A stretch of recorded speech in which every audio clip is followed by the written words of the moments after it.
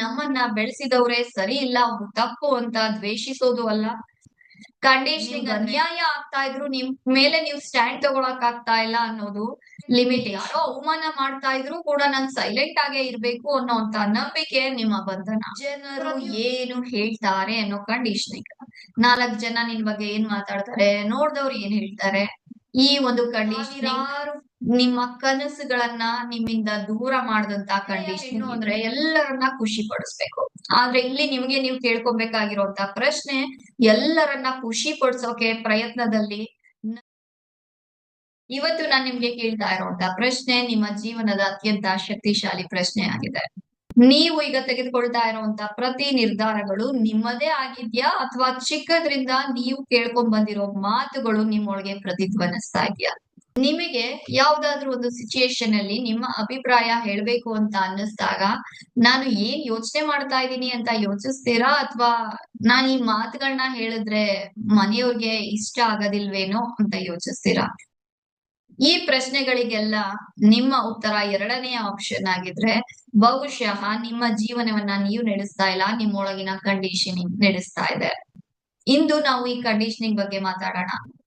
ಯಾವುದು ಒಳ್ಳೆಯ ಮೌಲ್ಯ ಅಥವಾ ಯಾವುದು ನಮ್ಮ ಬೆಳವಣಿಗೆಯನ್ನು ತಡಿತಾ ಇರುವಂತ ಬಂಧನ, ಮತ್ತೆ ಅದರಿಂದ ಹೊರಬಂದು ಯಾವ ರೀತಿಯಲ್ಲಿ ನಮ್ಮ ನಿಜವಾದ ಗುರುತನ್ನ ಕಂಡುಕೊಳ್ಳೋದು, ಈ ಎಲ್ಲವನ್ನ ಇವತ್ತು ನೋಡ್ತಾ ಹೋಗೋಣ. ಮೊದಲನೇದಾಗಿ ಈ ಕಂಡೀಷನಿಂಗ್ ಅಂದ್ರೆ ಏನು ಅಂತ ಅರ್ಥ ಮಾಡ್ಕೊಳ್ಳೋಣ. ಕಂಡೀಷನಿಂಗ್ ಅಂದ್ರೆ ನಮ್ಮನ್ನ ಬೆಳೆಸಿದವ್ರೆ ಸರಿ ಇಲ್ಲ ಅವ್ರು ತಪ್ಪು ಅಂತ ದ್ವೇಷಿಸೋದು ಅಲ್ಲ, ಅಥವಾ ನಮ್ಮ ಸಂಸ್ಕೃತಿಯನ್ನ ತಿರಸ್ಕರಿಸೋದು ಅಲ್ಲ, ನಮ್ಮ ಹಿರಿಯರನ್ನ ವಿರೋಧಿಸೋದು ಅಲ್ಲ. ಕಂಡೀಷನಿಂಗ್ ಅಂದ್ರೆ ನಾವು ಪ್ರಶ್ನಿಸದೆ ಒಪ್ಪಿಕೊಂಡಿರುವಂತ ಆಲೋಚನೆಗಳು. ಉದಾಹರಣೆಗೆ, ಹೆಣ್ಣು ಅಂದ್ರೆ ಯಾವಾಗ್ಲೂ ಅಡ್ಜಸ್ಟ್ ಮಾಡ್ಕೋಬೇಕು, ಎಲ್ಲರನ್ನ ಖುಷಿ ಪಡಿಸಿದ್ರೆ ಮಾತ್ರ ನಾನು ಒಳ್ಳೆಯವಳು, ತನ್ನ ಕನ್ಸುಗಳಿಗಿಂತ ಕುಟುಂಬವೇ ಮುಖ್ಯ, ಕೋಪ ತೋರಿಸಬಾರ್ದು, ಅಳಬಾರ್ದು, ಸ್ವಂತವಾಗಿ ನಾನ್ ನಿರ್ಧಾರ ತೆಗೆದುಕೊಂಡ್ರೆ ನಾನ್ ಸ್ವಾರ್ಥಿ ಆಗ್ತೀನಿ. ಈ ಎಲ್ಲವುಗಳು ನಿಮ್ಮ ಜೀವನಕ್ಕೆ ಸ್ವಲ್ಪ ಮೌಲ್ಯಗಳನ್ನ ಕಲ್ಸಿರ್ಬೋದು. ಆದರೆ ಈ ಎಲ್ಲವೂ ನಿಮ್ಮ ಧ್ವನಿಯನ್ನ ಕಸಿದುಕೊಳ್ಳುವ ಮಟ್ಟಕ್ಕೆ ಬಂದ್ರೆ ಅದನ್ನೇ ನಾವು ಕರಿತಾ ಇರುವಂತದ್ದು ಕಂಡೀಷನಿಂಗ್ ಅಂತ. ಈಗ ಸೆಕೆಂಡ್ ಪಾರ್ಟ್ ಅಲ್ಲಿ ನಾವು ನೋಡೋಣ ಗುಡ್ ವ್ಯಾಲ್ಯೂಸ್ ಹಾಗೇನೆ ನಮ್ಮನ್ನ ಬಂಧನದಲ್ಲಿ ಇಡುವಂತ, ಲಿಮಿಟೇಷನ್ ಅಲ್ಲಿ ಇಡುವಂತದ್ರ ಮಧ್ಯ ಇರುವಂತ ವ್ಯತ್ಯಾಸ. ಕುಟುಂಬವನ್ನ ಪ್ರೀತಿಸೋದು that is a good value, ಒಳ್ಳೆಯ ಮೌಲ್ಯ. ಆದರೆ ನಿಮ್ಮ ಕನಸುಗಳೆಲ್ಲವನ್ನ ತ್ಯಾಗ ಮಾಡೋದು ಬಂಧನ, ದಟ್ ಈಸ್ ಲಿಮಿಟೇಷನ್. ಹಿರಿಯರಿಗೆ ಗೌರವ ಕೊಡೋದು ಒಳ್ಳೆಯ ಮೌಲ್ಯ, ಗುಡ್ ವ್ಯಾಲ್ಯೂ. ಆದರೆ ನಿಮ್ಗೆ ಅನ್ಯಾಯ ಆಗ್ತಾ ಇದ್ರು ನಿಮ್ ಮೇಲೆ ನೀವು ಸ್ಟ್ಯಾಂಡ್ ತಗೊಳಕ್ ಆಗ್ತಾ ಇಲ್ಲ ಅನ್ನೋದು ಲಿಮಿಟೇಷನ್. ಸಹನೆಯಿಂದ, ಪೇಷನ್ಸ್ ಇಂದ ವರ್ತಿಸೋದು ಒಳ್ಳೆಯ ಮೌಲ್ಯ. ಆದರೆ ನಿಮ್ಗೆ ಯಾರೋ ಅವಮಾನ ಮಾಡ್ತಾ ಇದ್ರು ಕೂಡ ನಾನ್ ಸೈಲೆಂಟ್ ಆಗೇ ಇರ್ಬೇಕು ಅನ್ನೋಂತ ನಂಬಿಕೆ ನಿಮ್ಮ ಬಂಧನ. ಪ್ರತಿಯೊಂದು ಸಂಪ್ರದಾಯವೂ ತಪ್ಪಲ್ಲ, ಹಾಗೆಯೇ ಪ್ರತಿಯೊಂದು ಹೊಸ ವಿಚಾರವೂ ಸರಿಯಲ್ಲ. ಇಲ್ಲಿ ನೀವು ಕೇಳ್ಕೊಬೇಕಾಗಿರುವಂತದ್ದು ಒಂದೇ ಪ್ರಶ್ನೆ, ದಟ್ ಈಸ್ ಇದು ನನ್ನ ಬೆಳವಣಿಗೆಗೆ ಸಹಾಯ ಮಾಡ್ತಾ ಇದ್ಯಾ ಅಥವಾ ಇದು ನನ್ನನ್ನ ಒಳಗಿನಿಂದಲೇ ಕುಗ್ಗಿಸ್ತಾ ಇದ್ಯಾ ಅಂತ.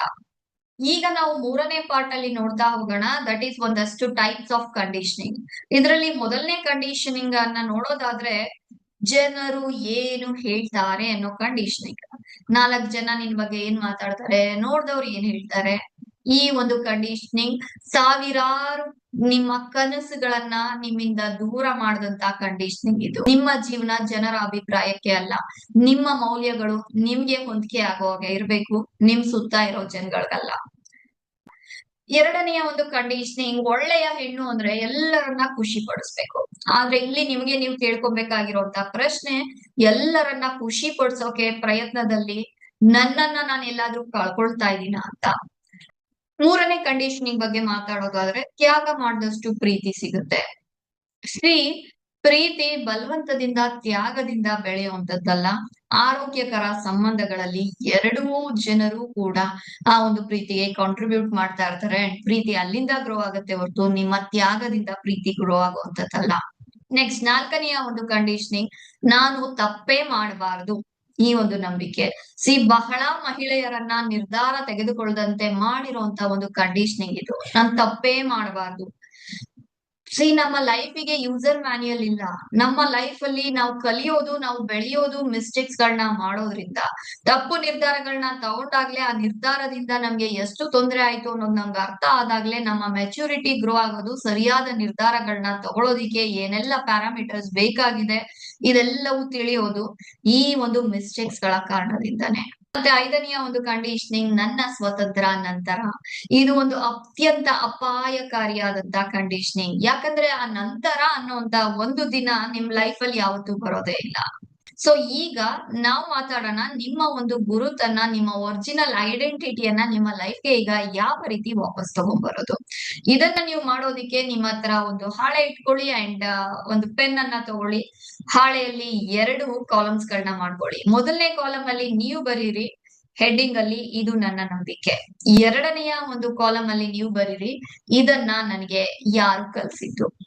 ನಿಮ್ಮ ಏನೆಲ್ಲ ನಂಬಿಕೆಗಳು ಇದೆ ಅದನ್ನ ಮೆನ್ಷನ್ ಮಾಡ್ಕೊಳ್ತಾ ಹೋಗಿ. ಅದನ್ನ ನಂಬಿಕೆ ಅಂತ ಕರೀರಿ, ಲಿಮಿಟಿಂಗ್ ಬಿಲೀಫ್ಸ್ ಅಂತ ಕರೀರಿ, ಏನೆಲ್ಲ ರಿಸ್ಟ್ರಿಕ್ಷನ್ಸ್ ಗಳು ನಿಮ್ಗೆ ಇದೆ ಅದನ್ನ ಮೆನ್ಷನ್ ಮಾಡ್ಕೊಳ್ತಾ ಹೋಗಿ. ಎರಡನೆಯ ಒಂದು ಕಾಲಮ್ ಅಲ್ಲಿ ಇದನ್ನ ನನ್ ಯಾರ್ ಕಲ್ಸಿದ್ದು, ಯಾರಿಂದ ಕಲ್ತೆ ನಾನು, ಇದು ಚೈಲ್ಡ್ಹುಡ್ ಇಂದಾನೇ ಬಂದಿರೋದಾ ಅಥವಾ ನನ್ಗೆ ಇನ್ಬಿಲ್ಡ್ ಆಗಿರೋದಾ, ಇಲ್ಲ ಬೆಳೀತಾ ಬೆಳೀತಾ ಇದನ್ನ ಕಲ್ತ್ಕೊಂಡ, ಯಾರ್ ಪರ್ಟಿಕ್ಯುಲರ್ ಆಗಿ ಇದನ್ನ ಕಲ್ಸಿತ್ತು ಮಾಡ್ಕೊಳ್ತಾ ಬನ್ನಿ ಈ ಆಕ್ಟಿವಿಟಿಯನ್ನ. ಈ ಒಂದು ಆಕ್ಟಿವಿಟಿಯನ್ನ ಮುಗಿಸೋ ಅಷ್ಟರಲ್ಲಿ ನಿಮ್ಗೆ ಆಶ್ಚರ್ಯವಾಗಬಹುದು. ಯಾಕಂದ್ರೆ ಬಹಳಷ್ಟು ನಂಬಿಕೆಗಳು ನಿಮ್ಮದಲ್ಲವೇ ಅಲ್ಲ.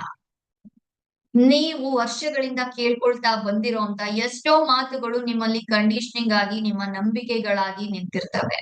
ಈ ಒಂದು ಆಕ್ಟಿವಿಟಿಯನ್ನ ನೀವು ಮಾಡಿದ ನಂತರ ಪ್ರತಿದಿನ ಒಂದು ಹೊಸ ಅಭ್ಯಾಸವನ್ನ ನೀವು ರೂಢಿಸ್ಕೊಬೇಕಾಗಿದೆ.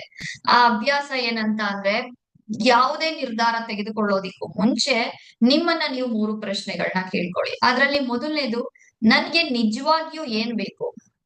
ಎರಡನೇದು, ನಾನು ಇದನ್ನ ಪ್ರೀತಿಯಿಂದ ಮಾಡ್ತಿದ್ದೀನ. ಮೂರನೇದು, ಇದು ನಿಜವಾಗ್ಲೂ ಪ್ರೀತಿಯಿಂದ ಮಾಡ್ತಾ ಇದ್ದೀನ, ಭಯದಿಂದ ಮಾಡ್ತಾ ಇದ್ದೀನ. ಈ 3 ಪ್ರಶ್ನೆಗಳು ನಿಧಾನವಾಗಿ ನಿಮ್ಮ ಒಂದು ನಿರ್ಧಾರಗಳನ್ನ ಇಂಪ್ರೂವ್ ಮಾಡೋದಿಕ್ಕೆ ಹೆಲ್ಪ್ ಮಾಡುತ್ತೆ. ನಿಮ್ಮ ಜೀವನದ ಐಡೆಂಟಿಟಿಯನ್ನ ನೀವು ಮತ್ತೆ ಕ್ರಿಯೇಟ್ ಮಾಡ್ಕೊಳ್ಳೋದಿಕ್ಕೆ ಸಹಾಯ ಮಾಡುತ್ತೆ. ಈ ಒಂದು ರಿಲೇಟೆಡ್ ಆಗಿ ನೀವ್ ಇನ್ನ ಡೆವಲಪ್ ಆಗ್ಬೇಕು, ನಿಮ್ ಎಲ್ಲಾ ಕಂಡೀಷನಿಂಗ್ಸ್ ಇಂದ ಈಚೆ ಬಂದು ನಿಮ್ಮ ಪವರ್ ಅಲ್ಲಿ ನೀವು ನಿಲ್ಬೇಕು, ಆದಿಶಕ್ತಿಯ ಎನರ್ಜಿಯಲ್ಲಿ ನೀವು ವೈಬ್ರೇಟ್ ಆಗ್ಬೇಕು ಅಂತ ಅನ್ಕೊಳ್ತಾ ಇದ್ದೀರಾ ಅಂದ್ರೆ ನಾನ್ ನಿಮ್ಮನ್ನ ಇನ್ವೈಟ್ ಮಾಡ್ತಾ ಇದ್ದೀನಿ ಅಬಲಾ ಟು ಆದಿಶಕ್ತಿ ವೆಬಿನಾರಿಗೆ. ಈ ವೆಬಿನಾರ್ ನ ಲಿಂಕ್ ನಿಮ್ಗೆ ಡಿಸ್ಕ್ರಿಪ್ಷನ್ ಬಾಕ್ಸ್ ಅಲ್ಲಿ ಸಿಗುತ್ತೆ. ಈಗಲೇ ರಿಜಿಸ್ಟರ್ ಮಾಡ್ಕೊಳ್ಳಿ. ಅಲ್ಲಿ ನಾವು ಮಾತಾಡೋಣ ಯಾವ ರೀತಿಯಲ್ಲಿ ನಿಮ್ಮೊಳಗಿನ ಭಯಗಳು ಕ್ರಿಯೇಟ್ ಆಗುತ್ತೆ, ಯಾವ ರೀತಿಯಲ್ಲಿ ಈ ಕಂಡೀಷನಿಂಗ್ಸ್ ನಿಮ್ಮ ಎಮೋಷನಲ್ ವೀಕ್ನೆಸ್ ಆಗ್ತಾ ಬರುತ್ತೆ ಅಂಡ್ ಯಾವ ರೀತಿ ನಿಮ್ಮ ಐಡೆಂಟಿಟಿಯನ್ನ ನೀವು ಇನ್ನ ಸ್ಟ್ರಾಂಗ್ ಆಗಿ ಕ್ರಿಯೇಟ್ ಮಾಡ್ಕೊಳ್ಬಹುದು. ಎಕ್ಸಾಕ್ಟ್ ರೋಡ್ ಮ್ಯಾಪ್ ಅನ್ನ ನಾನು ನಿಮ್ಗೆ ಅಲ್ಲಿ ಕೊಡ್ತೀನಿ. ಅಂಡ್ ಮುಂದಿನ ವಿಡಿಯೋದಲ್ಲಿ ನಾನು ನಿಮ್ಗೆ ಸಿಗ್ತೀನಿ. Thank you. Thanks for watching this video.